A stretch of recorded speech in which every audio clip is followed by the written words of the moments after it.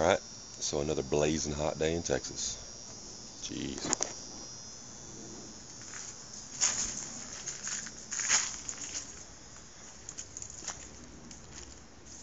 See if I can get my little turd here on the video. Rudy. Rudy. Y'all.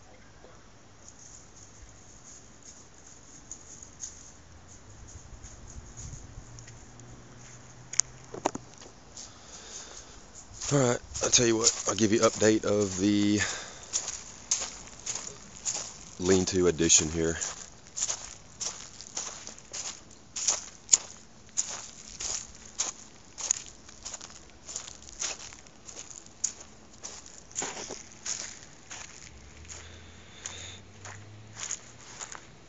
Well, the footings are done, anchors are in, posts are mounted.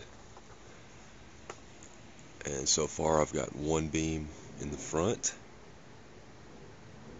and one beam in the back and a beam on this side too. And that's just a start. And I've got it anchored to the tree just to keep it stable and plumb. That's all that is. But these anchors turned out real good. They're deep, set deep into the concrete footings. Pylons, whatever you want to call them, and then they're anchored with the, or they're bolted with these large bolts that go all the way through. And I use those metal plates to really make it stable.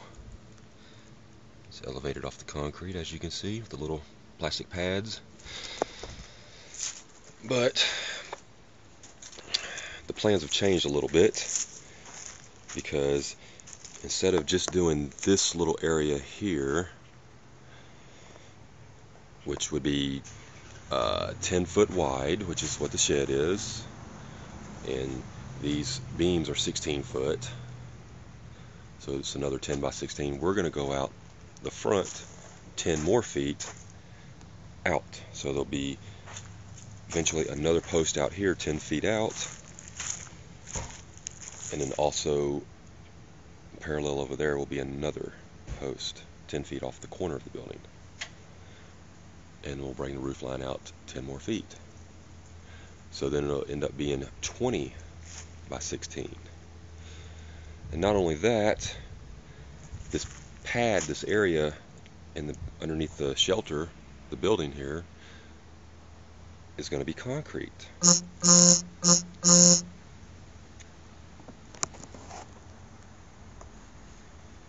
Alright, I'll get back to you in a minute. Alright, sorry about that. I had to answer a phone call. But as I was saying, the concrete slab will be poured.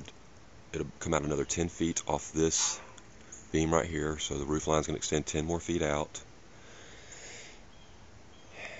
And all this will be concrete, which will be about 16 wide, which is what these beams are, even though the interior of the building is only going to be about 14 wide.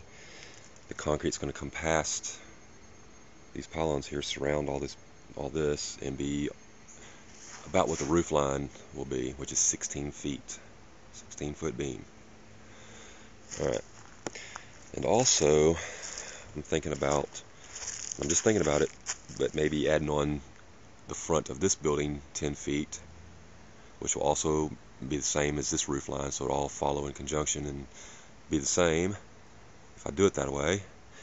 And also do concrete there 10 feet out, just like this area is going to be 10 feet out from the building. The front of it will be 10 feet out and 16 wide, because the building's 16 wide, so I would do the concrete the width of the building. So that's another 10 by 16 covered area, plus the main workshop, which will be this 16 by 20. So that should be a pretty good size workshop there, I'm hoping.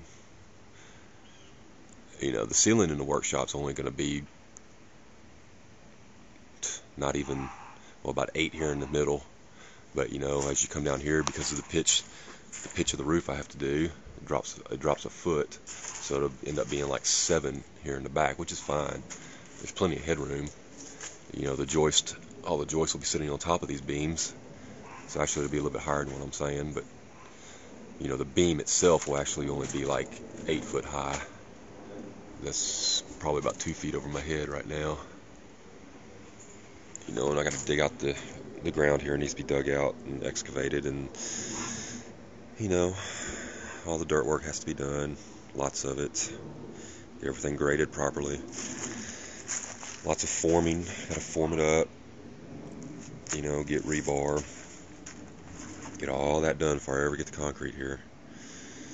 So we'll be waiting until the weather cools down, that's for sure. It's way too hot to be doing this kind of work. So if it gets down to 90, we'll consider that kind of cool. You know, because we've been running at 105, 107. Anyways, where's my dog? Rudy?